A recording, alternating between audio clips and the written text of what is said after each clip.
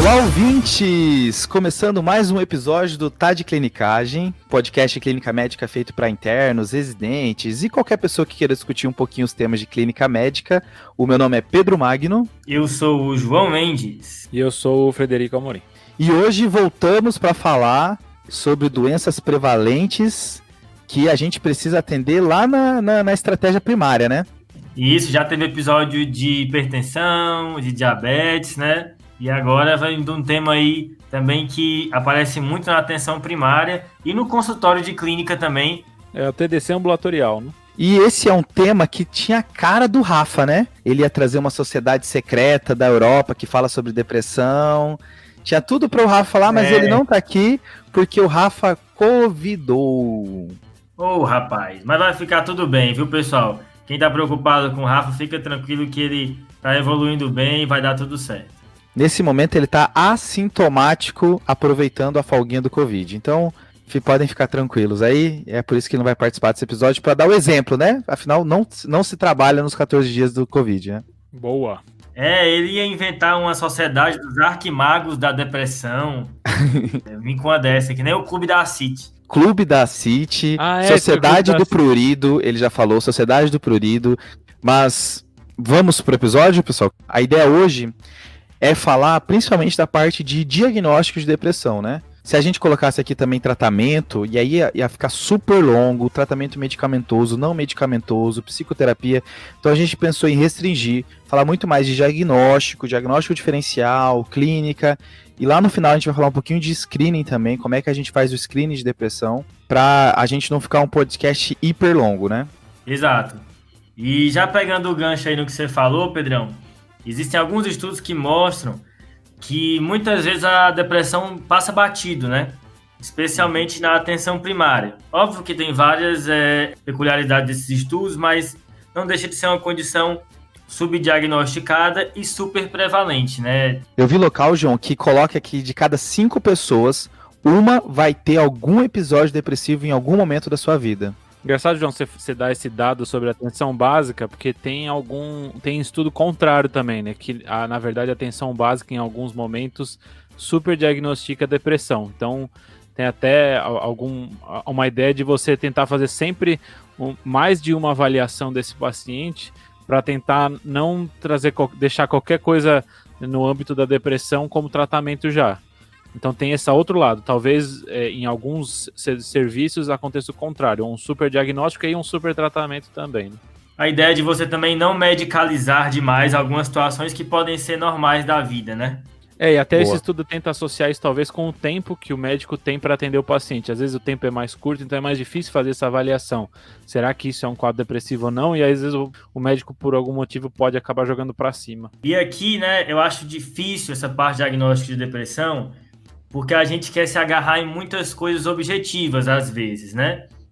A gente se esforça muito em melhorar as habilidades do exame físico, aprender procedimento, alguma coisa de um exame complementar, sendo que a grande ferramenta aqui é a história e as habilidades de comunicação. E você ser uma pessoa que coleta história bem e que tem boas habilidades de comunicação, talvez seja tão ou mais difícil do que outras coisas que a gente vive treinando durante a nossa formação, né?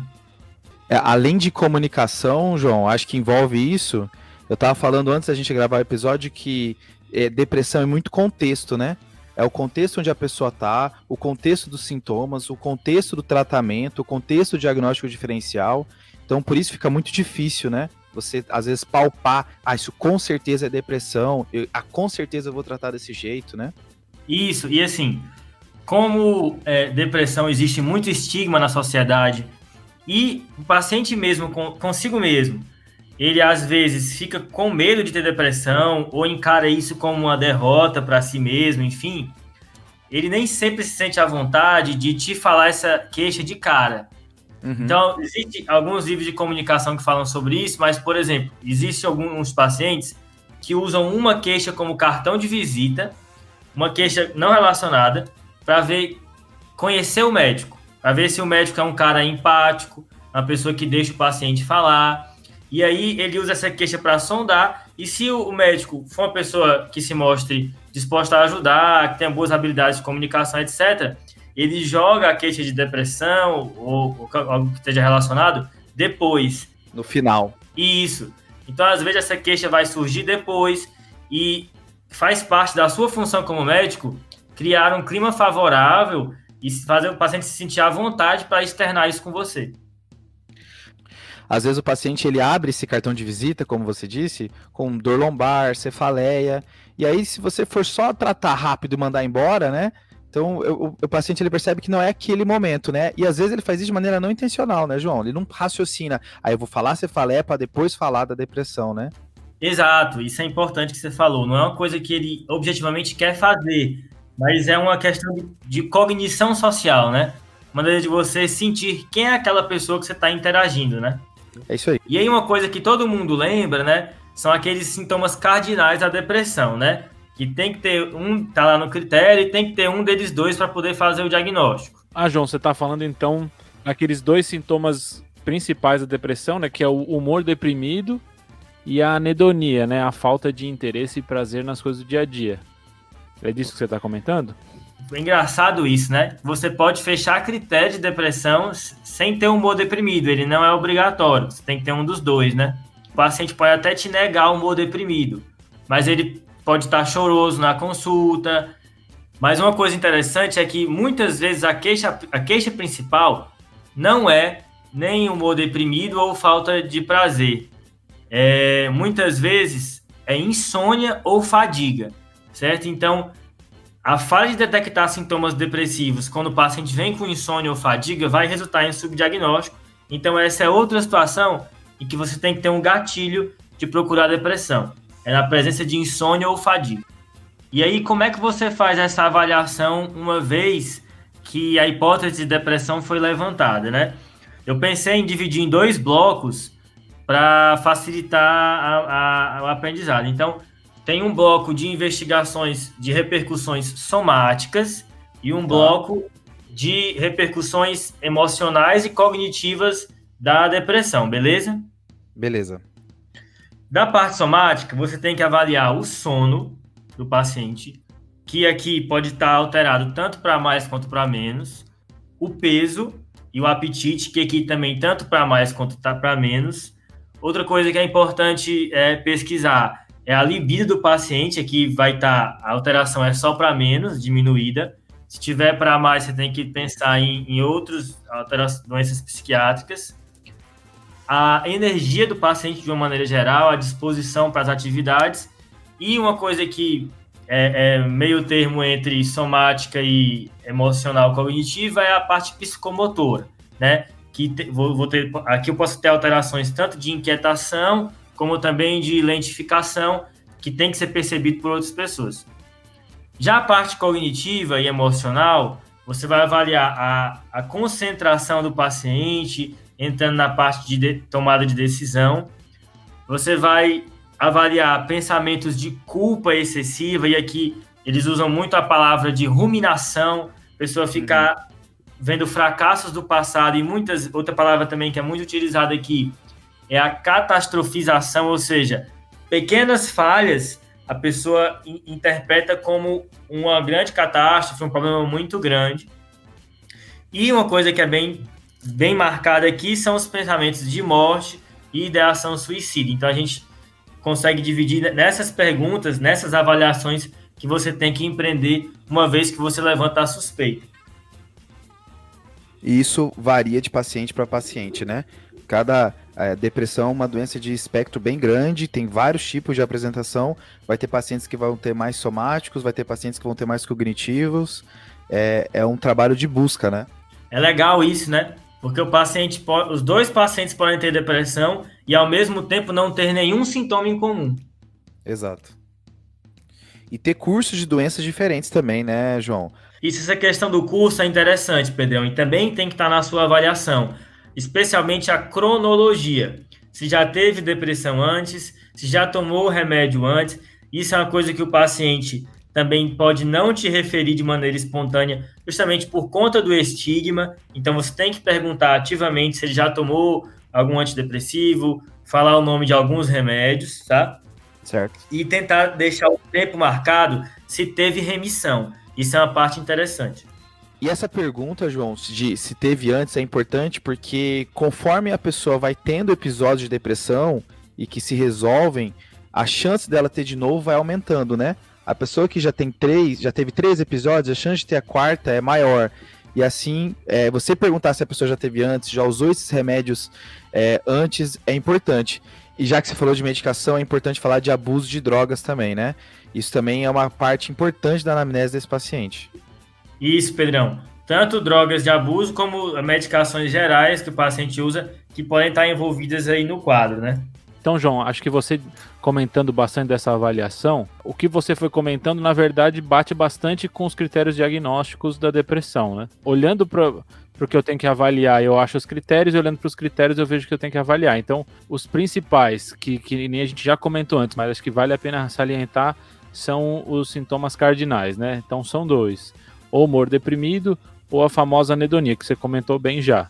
Para eu fazer o diagnóstico, eu preciso ter pelo menos um dos 2. Não preciso ter os 2, mas pelo menos um dos 2. Aqueles que vão moldar esse diagnóstico de depressão, né? Uhum. Junto com eles, eu posso ter outros sintomas emocionais, que é a sensação de menos-valia ou culpa e ideação suicida. Pode ser tentativa, ideação ou plano de suicídio. Isso entra no grupo dos sintomas emocionais. Dos sintomas somáticos que você comentou, perda de energia ou fadiga, entra uma só essas duas coisas, né? De insônia ou hipersonia e perda de apetite ou ganho de apetite. Isso então entra como 3 critérios, né? Fadiga, sono e peso, ou apetite, na verdade.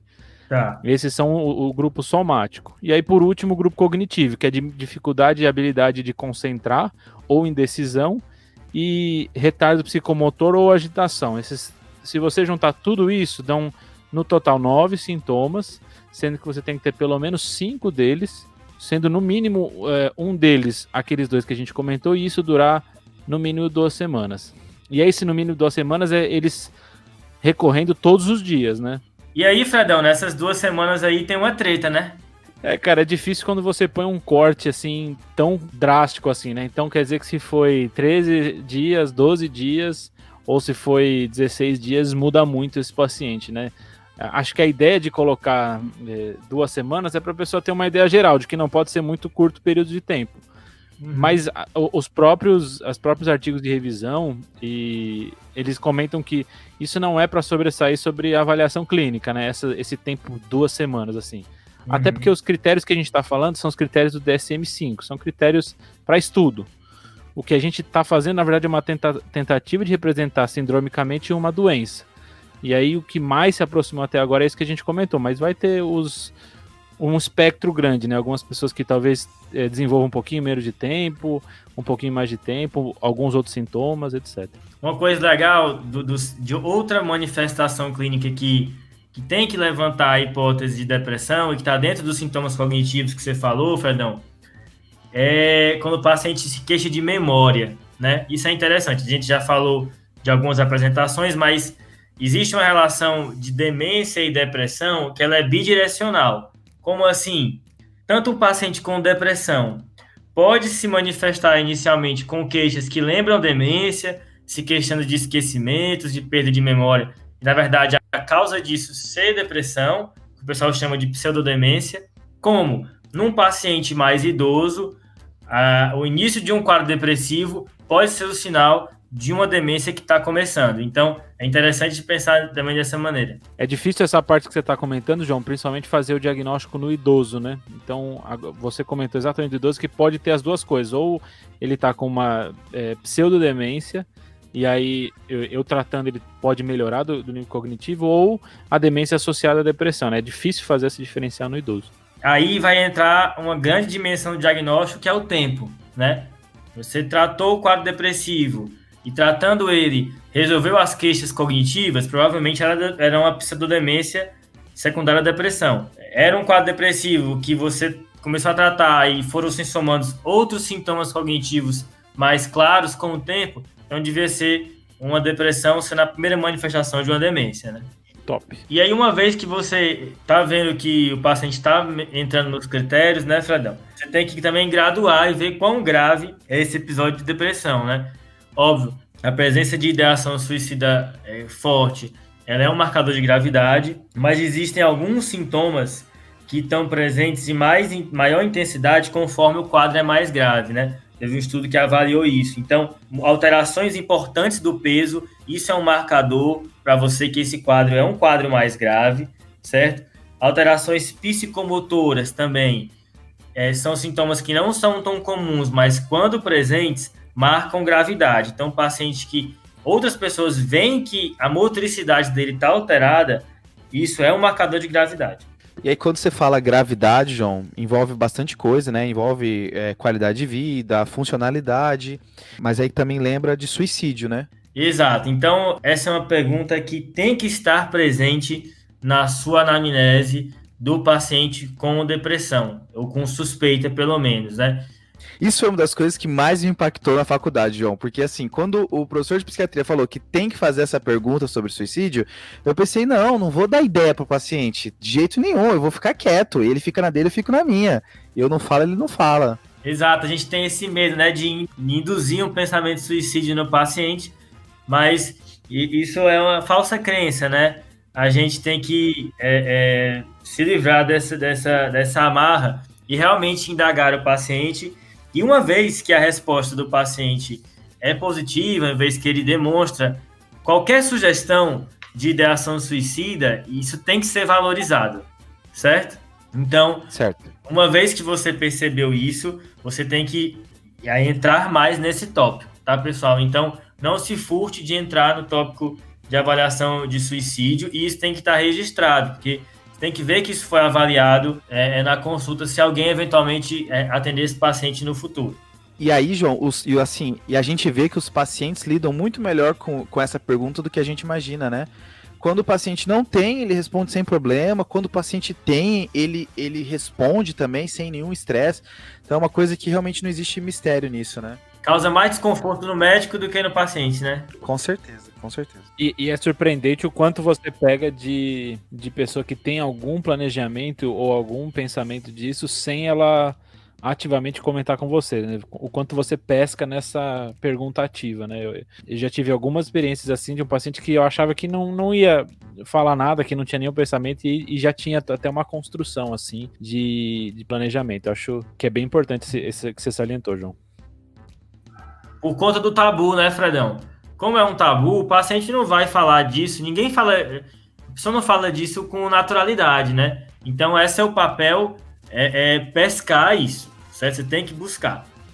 E aí, uma vez que ela se torna aparente, você tem que especificar se o paciente tem disponibilidade a meios de concretizar a ideação, se teve tentativas prévias, você tem que bolar um plano de contingência, enfim. Acho que suicídio merece um episódio só dele, mas a mensagem que fica é que tem que ser pesquisado. Boa. Acho que agora que você jogou essa de o que tem que ser pesquisado, João, eu vou pegar esse gancho para falar mais duas coisas que vale a pena sempre perguntar nesse paciente. Enquanto o suicídio entra nos critérios de depressão, tem dois outros achados que acabam entrando como critério de outras doenças psiquiátricas, mas que no diagnóstico de depressão vale a pena eu perguntar para esse paciente. Tá. Boa. Então eu preciso tentar identificar se esse paciente já teve um episódio de mania ou hipomania. Certo. E aí isso vai me trazer para outro diagnóstico, que é o transtorno bipolar. Então, esse é um critério de exclusão de depressão, porque o próprio transtorno bipolar pode ou abrir com depressão, e aí vai ser muito difícil fazer o diagnóstico, ou ele já ter tido alguns episódios de hipomania, e aí ele procura o atendimento na hora que ele está na depressão. Então é muito importante você tentar puxar esse diagnóstico no paciente que chega com você com esse quadro. Boa, e aí a história familiar é bem importante aqui, Fredão, porque o componente familiar do transtorno bipolar ele é muito forte, certo? Então você tem que ver se na família tem casos de transtorno bipolar, porque isso pode ser uma dica também que esse primeiro quadro depressivo talvez seja a manifestação inicial, na verdade, de um quadro de transtorno bipolar. E Fredão, por que é importante fazer essa diferenciação? Cara, acho que tem duas coisas bem importantes nisso. Uma é que é um outro diagnóstico e envolve um tratamento diferente, né? Então essa é a primeira coisa. Mas a segunda é porque o tratamento para depressão pode ter aquele fenômeno que a gente ouve falar, que é a virada para mania, né? Então você acabar induzindo um episódio de hipomania ou mania num paciente pela introdução do antidepressivo. Então existem esses dois riscos. Um, que eu não vou estar tratando desse paciente direito, e outra, que eu vou estar tratando um paciente e posso acabar induzindo um episódio desses. Então acho que a importância vem aí. Boa. Massa. A gente comentou então de hipomania e mania, e a dúvida assim que fica é como que eu pergunto isso, né? Acho que isso é uma coisa que eu ficava assim na cabeça na graduação. Um paciente chega com um episódio depressivo e tem essa regra, excluir hipomania ou mania. Mas como que eu faço isso? E assim, não é muito simples fazer isso, né? Identificar um episódio de mania é mais fácil, mas um episódio de hipomania é bem mais difícil. Isso. Então, assim, tem alguns scores, e quem é da clínica adora scores, né? Acho que, não sei se o pessoal da psiquiatria em si gosta tanto, mas existe um score, então, para tentar avaliar a hipomania, um score gigantesco, não vale a pena, assim, decorar, mas é bom saber que existe esse tipo de ferramenta para você. Mas coisas que talvez valha a pena perguntar para essa pessoa, que às vezes ela não associou, então são períodos na vida dela em que ela teve menos necessidade de dormir, com aumento da autoestima e sensação de grandiosidade, que estava falando mais. Então, até outras pessoas notaram ela falando mais. E uma coisa importante também é perguntar sobre a parte sexual e de compras, né? Uma coisa bem clássica, assim, que às vezes a gente esquece de perguntar. Então, se tem épocas da vida dela onde ela estava sentindo tudo isso e acabou comprando coisas demais, então vai no shopping e gasta mais do que o cartão de crédito, ou acaba tendo um comportamento sexual um pouquinho diferente do que é normal para ela. Essas coisas podem ser perguntadas logo na primeira avaliação, na suspeita de um episódio depressivo, para ver se a paciente já teve um quadro de hipomania ou mania. Se ela já teve um quadro bem descrito, foi internada, etc., é mais fácil, mas para identificar uma hipomania, aí fica para a gente na história, que nem o João já falou, a importância da história, né? Acho que é bem legal isso que você marcou, viu, Fred? A hipomania é difícil pegar. E aí, dos sintomas somáticos, essa é uma coisa interessante. Enquanto apetite e sono na depressão estão alterados tanto para cima como para baixo, a questão da libido na depressão é só para baixo. Se tem um período em que foi alterado para cima, excessivamente, então você tem que abrir o olho aí, que talvez seja um quadro de mania ou hipomania, mesmo que a atividade sexual não esteja especificada lá no critério do DSM. Boa, João. E a outra coisa que vale a pena a gente avaliar desse paciente, ainda nessa seara das outras doenças psiquiátricas, são alguns sintomas ou sinais psicóticos, né? O paciente vem com a suspeita de depressão, eu pergunto se teve hipomania ou mania, ou se teve episódio de psicose, tanto atuais quanto prévios. E isso vai me ajudar porque tem tanto doenças que cursam com psicose e que podem dar sintomas semelhantes e podem confundir, ou a própria depressão pode vir com psicose junto.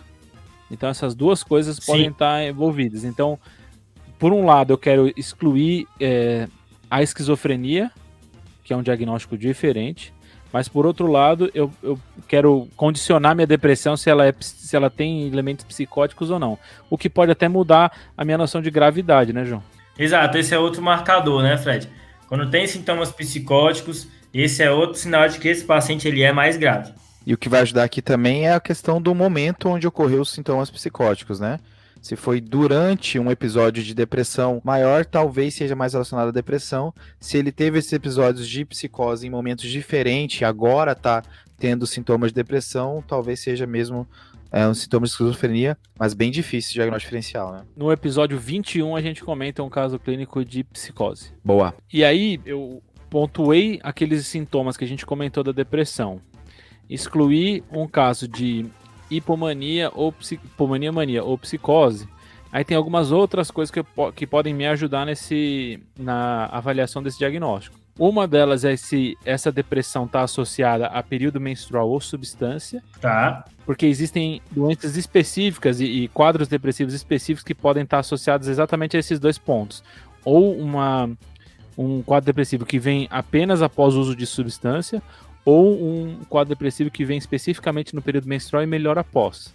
Então isso é algo que pode ser perguntado. Às vezes você pega ele no momento em que ele acabou de fazer uso ou que está no período menstrual e acaba tratando ele como uma depressão maior, mas na verdade ele pode entrar nesses dois contextos. E por último, dá para perguntar para ele se teve algum estressor que pode estar associado com esse quadro dele. E aí a gente entra naquele mundo nebuloso do luto e do transtorno do ajustamento. Não sei se vocês leram um pouquinho sobre isso. Eu acho complicado diferenciar o que é patológico e o que é uma resposta normal às coisas ruins da vida, né?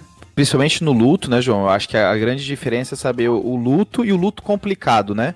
Eles chamam o luto complicado é o luto que você tem que começar a ficar mais preocupado, é o paciente que vai precisar de um acompanhamento mais próximo, provavelmente tratamento, e diferenciar ele de um luto normal, que é difícil, né?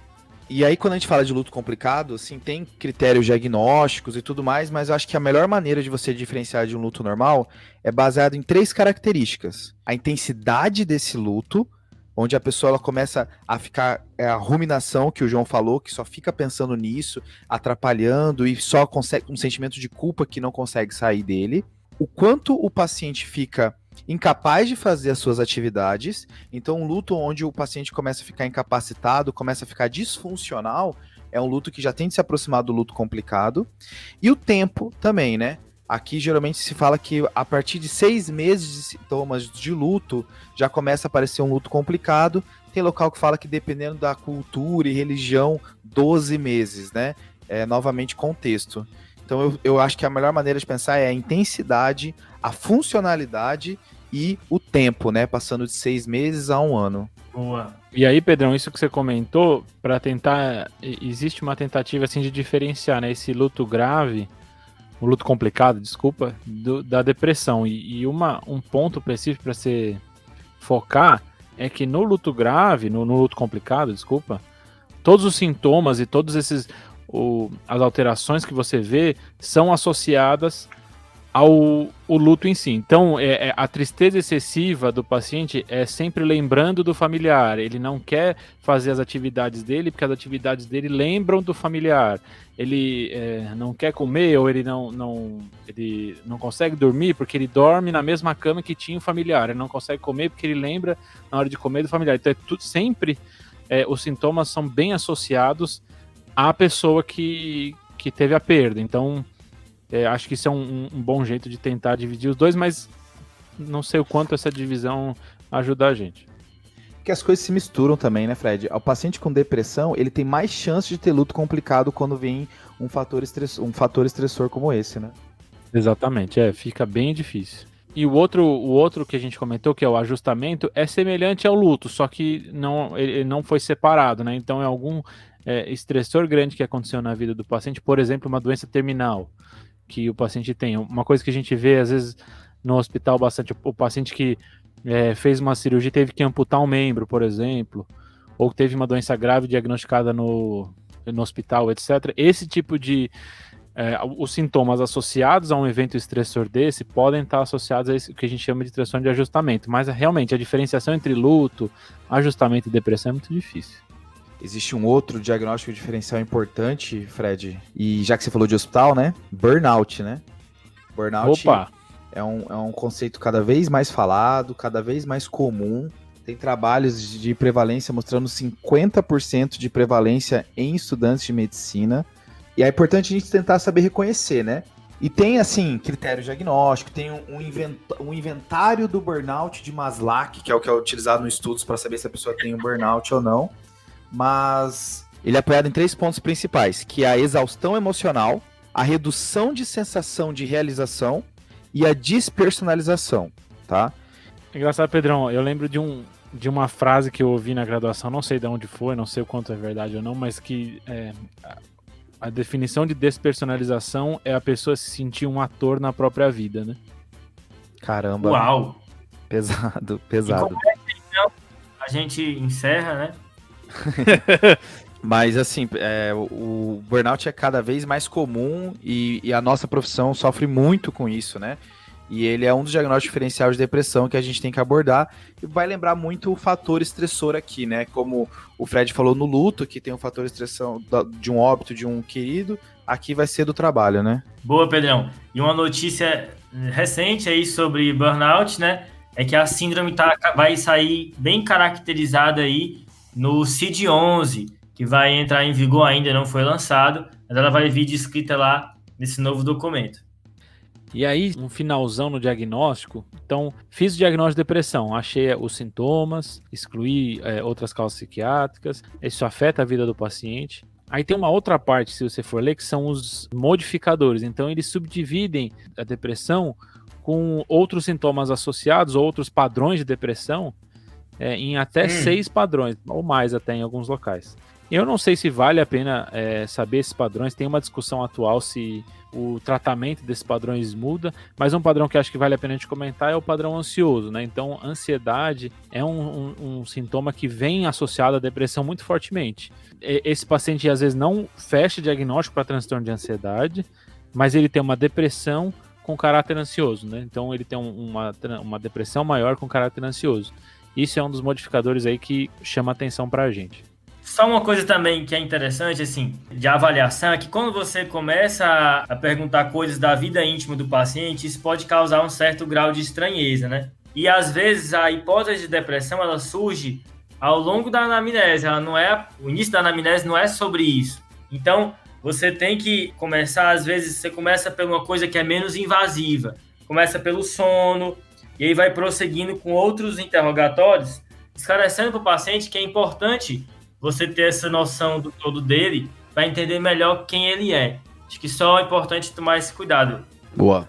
Isso, os livros de comunicação chamam de salto psicossocial. Quando você sai da anamnese de sintomas e começa a perguntar sobre a vida do paciente. Essa mudança de foco pode causar certa estranheza e você tem que fazer ela de maneira um pouco mais suave. Boa. Falado do diagnóstico, queria comentar um pouquinho do screening desse paciente, né? Porque a gente já falou bastante que esse paciente pode se apresentar de maneira atípica, as apresentações com sintomas são bem diversas, e às vezes o paciente no começo da consulta nem vem por isso, né? Então se discute muito se não é o ideal a gente fazer um screening ativamente e perguntar para todo mundo ou para grupos específicos se essa pessoa tem algo para depressão ou não, se eu tenho que ir ativamente atrás ou não. Tá. Primeiro, acho que é importante a gente entender quando que eu faço screening de uma doença. Existem umas 5 condições para isso, e a gente vai ver se depressão se encaixa nisso ou não, tá? Para fazer um screening de uma doença, a condição tem que ser minimamente comum. Eu não vou fazer screening de doença rara, e depressão é comum, ok? Por enquanto, top. Outra condição é que a doença tem que ter uma fase precoce, e que se eu faço o diagnóstico mais cedo, eu mudo o desfecho, né? Fazer screening de uma doença que está no estágio final e que depois que eu faço não adianta nada. E depressão tem isso. Quanto mais cedo eu faço tratamento, melhor eu tenho os meus desfechos de qualidade de vida e mortalidade. Acho ótimo. A outra condição para você fazer um screening de uma doença é que o método de screening tem que ter uma sensibilidade boa. E a gente tem métodos de screening de depressão com uma sensibilidade de 88%, que não é ótimo, mas também não é ruim, né? É razoável. É questionário, no caso. Isso, questionário. Para eu fazer um screening, o método tem que ser fácil, né? Tem que ser tolerável para o paciente, não pode ser uma coisa que o método de screening é uma coisa super avançada. Não, tem que ser uma coisa fácil, o questionário é fácil, é tolerável. E o quinto ponto é quando os benefícios ultrapassam o malefício. E aqui vem o ponto de discussão se eu faço screening de depressão para todo mundo ou não. A sociedade americana fala uma coisa, a sociedade europeia e canadense fala outra, tá? A sociedade americana, ela é representada pelo USPSTF. Nossa. Pega no inglês, ó. É US de United States, né? Que fica melhor se você imitar o Mussum. PS é de Preventive Services, né? Serviço de prevenção. E o TF é de Task Force, né? Força-tarefa. É uma instituição que tem documentado tudo que vale a pena fazer screening, do que não vale, divide em categoria, coloca como se é uma coisa moderada, forte ou fraca, se recomenda, se não recomenda. Tem screening de várias situações diferentes. É um site bom para visitar, o site do USPSTF, fica a dica. Excelente. Assim, tudo que a gente fala de screening de câncer de pulmão, screening de câncer de colo do útero, screening de câncer de intestino, tudo isso tá lá e bem documentado com qual é a evidência por trás disso. Só que eles recomendam fazer o screening de depressão, mas a sociedade europeia não recomenda. Qual que é a briga entre eles? A principal ponto de divergência entre eles é que a americana considera que você fazer a detecção precoce de depressão, caso seja falso positivo, os malefícios não são tão preocupantes assim. Já a Sociedade Europeia fala que os malefícios de você diagnosticar demais e tratar demais existe e tem que ser considerado, então talvez não valha a pena fazer esse screening, né? Porque a chance de falso positivo é considerável quando a gente faz isso. É engraçado que isso entra numa coisa que eu e o João comentamos no começo, né? De alguns locais acharem que os médicos diagnosticam menos a depressão e outros que diagnosticam mais, né? Isso, principalmente porque as meta-análises de screening não mostrou um desfecho claro. Quando coloca os estudos agrupados, eles não mostram que existe um desfecho importante de fazer o screening de depressão. Esse benefício, né, que seria. A Sociedade Americana, para tentar restringir, eles se apegam em um dos estudos que mostrou que quando o screening de depressão é acompanhado de um segmento efetivo, de uma equipe capacitada, de um suporte para dar todo o tratamento para esse paciente, teve um estudo que ele fez o screening seguido disso, mostrando a evidência disso, aí teve benefício. Então, a Sociedade Americana só valida você fazer o screening de depressão na população em geral se você tem uma estrutura por trás para dar seguimento para esse paciente. Que é também a base para muitas outras recomendações de rastreio, né? Boa. Rastreio de câncer de pulmão também tem essa ressalva, né? É difícil esse pensamento, né? Porque, pelo menos antigamente, o meu pensamento é assim, é importante descobrir antes. Pronto. Não tinha eu não pensava antes nessa ressalva de que o descobrir antes, o que de negativo pode acontecer em tentar descobrir as doenças antes, né? Isso às vezes é um pensamento que não é tão fácil de entrar, de você pensar que tentar descobrir as doenças antes tem vários efeitos negativos, né? Sim, isso aí. E como que eu faço, né, esse screening? O método mais utilizado e que mais validado nos artigos de revisão é o PHQ-9. O PHQ seria traduzido o questionário da saúde do paciente, né? Que ele é praticamente as 9 perguntas do diagnóstico, que o Fred já comentou, mas pontuado de 0 a 3 para saber o quanto isso é prevalente nas suas últimas semanas, totalizando 27 pontos, né? Então, se o paciente tiver mais de 10 pontos, ele fecharia. Só que assim, um questionário de 9 perguntas, os estudos pragmáticos mostraram que as pessoas eram mais aderentes a esse questionário, os médicos, né, eram mais aderentes a esses questionários, e aí eles tentaram trazer de uma maneira mais facilitada um questionário pré-screening. Então tem o screening e tem o pré-screening. Então assim, você faz um questionário para saber se você vai fazer um questionário, para saber se você vai fazer o questionário do diagnóstico. Meu Deus! É o Inception do screening, né? Um loop infinito. É o Christopher Nolan do diagnóstico, né? Então, qual que seria? Seria as primeiras 2 perguntas, que são as mais importantes, né? Que a gente tinha comentado lá atrás, que é se você perdeu o interesse em fazer as coisas que normalmente te daria prazer e se você está se sentindo mais deprimido, mais depressivo nos últimos dias. Se o paciente pontuar de 0 a 3 essas 2 perguntas, e der mais que 2 pontos, isso valida você fazer o screening, que se der mais de 10 pontos, valida fazer o diagnóstico. É um caminho meio complexo, mas a mensagem que eu quero passar é que pelo menos essas 2 perguntinhas, se você trabalha num local que tem uma estrutura bacana e você sente que esse paciente talvez já tenha algum sinal de que a chance de depressão dele é maior, o contexto é importante, seja porque ele está com uma dificuldade de sono, seja porque ele está com fadiga, seja porque ele está com dor, são esses sinais que o João falou lá atrás, que às vezes o paciente começa a consulta assim. Fazer essas 2 perguntas talvez seja a melhor maneira de introduzir a sua investigação de depressão. Que aí você consegue saber, opa, peraí, com essas 2 perguntas o paciente já mostrou que tem um sinal, eu vou além, vou me aprofundar nesse quesito. Massa. Eu achei legal que é bem curtinho, né? 2 perguntinhas. Eu acho interessante essa ideia de você deixar mais simples para ser feito. Isso. Só essas 2 perguntas, ela não é suficiente para ser um bom screening, porque a sensibilidade não vai ser tão alta. Mas para você, com essas 2 perguntas, aí sim fazer um questionário melhor, pelo menos te valida, né? Que aí você tem um valor preditivo negativo bom, né? Top. É o start inicial, né? É o start inicial. Foi o plus a mais, agora é o start inicial, entendi. Aí, pessoal, um finalzinho que eu ia comentar com vocês é que tem uma apresentação de depressão que é talvez um pouco mais rara, mas surpreende na hora que você está no pronto-socorro. Pode chegar para o clínico, pode chegar na sala de emergência, como já chegou para mim, que é a catatonia, né? A catatonia pode ser uma apresentação da depressão, existe a depressão catatônica, em um daqueles modificadores que eu tinha comentado no começo. Bem grave. É um quadro grave e é um quadro, às vezes, difícil de avaliar. Então, tem algumas condições que estão associadas à catatonia, mas o que você vê mais é um conjunto que chama de flexibilidade séria com catalepsia. O que são essas coisas? É aquilo que tinha em filme, desenho, que você levanta a mão da pessoa e fica ali, né? É o piripaco do Chaves, né? Pronto, perfeito. Nossa, era essa a referência que eu queria.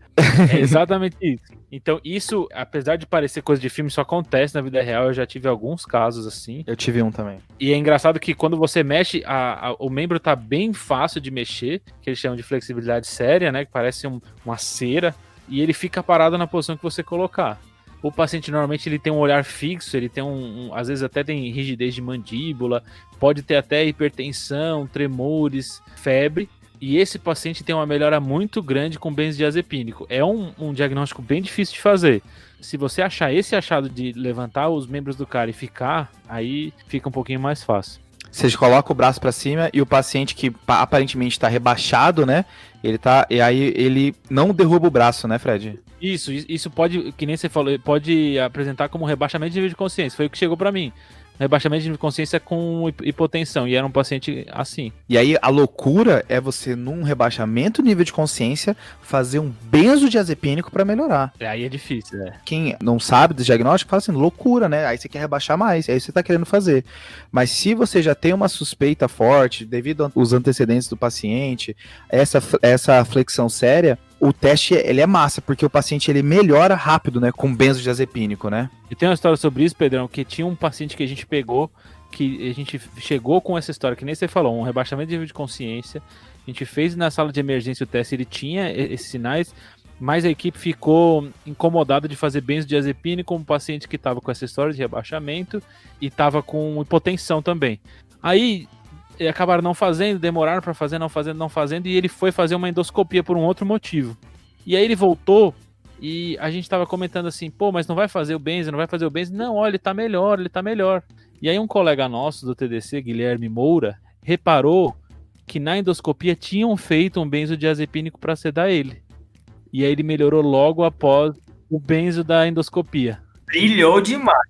Massa. Aí ele volta à catatonia, a gente faz um benzo de novo e ele melhora de novo. E aí a gente fechou a catatonia. Era uma catatonia por B12. Top. E aí, Fredão, pegando o seu link com a B12, às vezes a depressão é uma doença secundária, ou seja, você tem uma outra condição que está fazendo o paciente se manifestar como depressão. 3 situações devem abrir o olho para essa possibilidade. Uma é um quadro novo de depressão, sem um precipitante claro.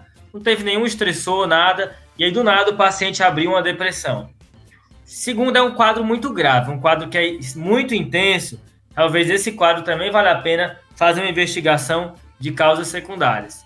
E um quadro resistente ao tratamento, um quadro que não melhora a despeito de várias terapias, também tem que abrir o olho para uma causa secundária. E aí você vai pedir laboratório, né?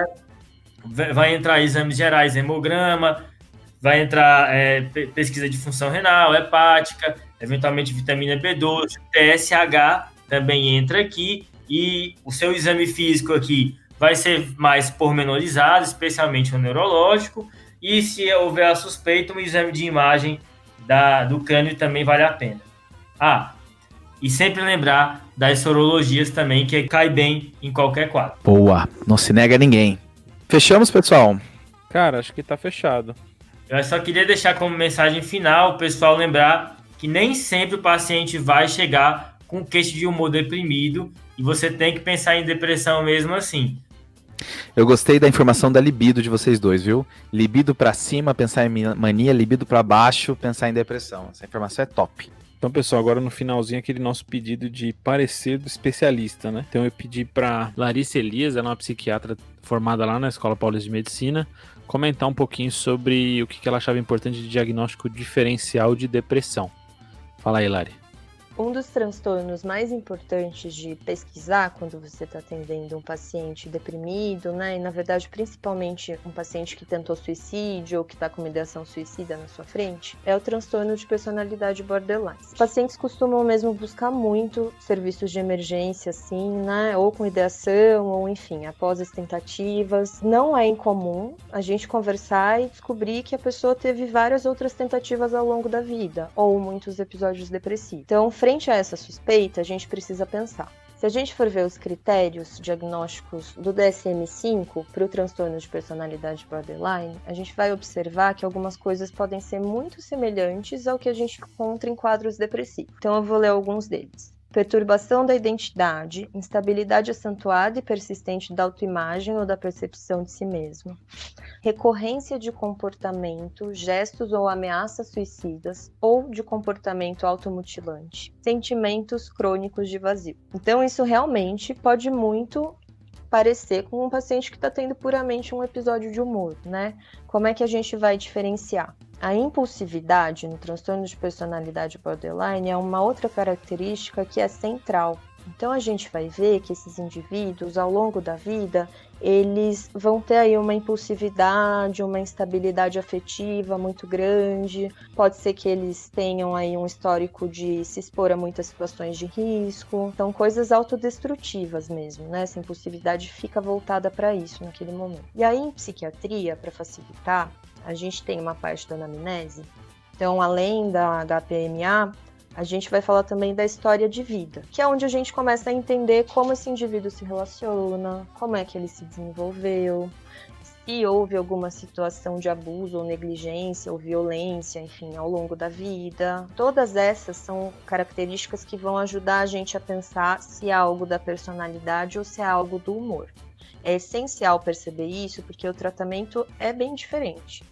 Então, para o transtorno da personalidade borderline, não tem uma medicação específica ou um antidepressivo específico que vá ajudar. Assim, a gente vai tratando de acordo com os sintomas que aparecem no momento. Mas, na verdade, aquilo que ajuda, aos pouquinhos, a remodelar essa personalidade ou a tornar o sujeito mais socialmente funcional, assim, é a psicoterapia.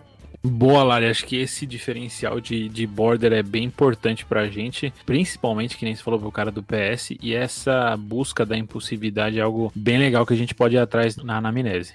Então, sobre o desafio, né, da semana passada, o Dr. Edgar lançou aí um paciente com artrite de tornozelos, febre e um que parecia um eritema nodoso em membros inferiores, né? A resposta é síndrome de Löfgren, né? Um tipo de apresentação mais aguda da sarcoidose, que tem esse acometimento aí reumatológico.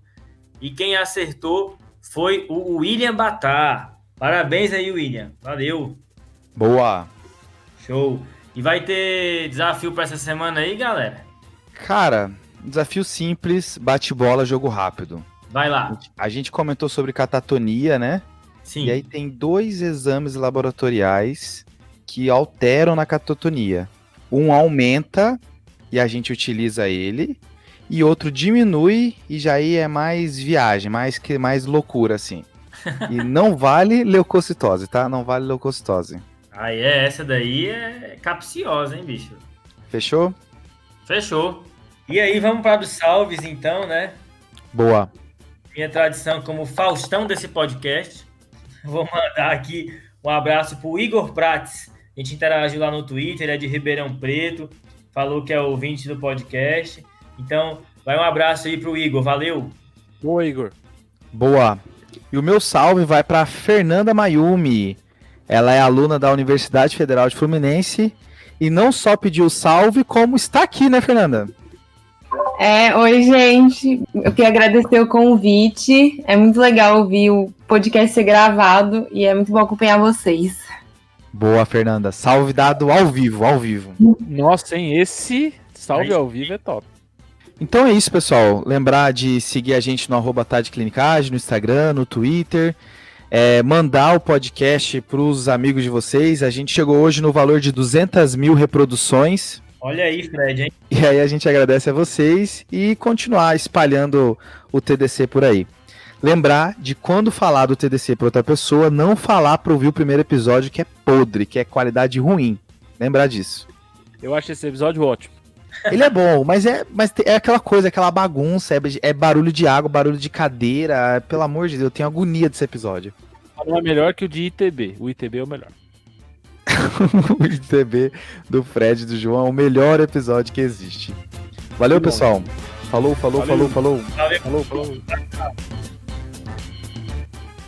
Esse podcast tem como objetivo educação médica. Não utilize como recomendação. Para isso, procure o seu médico.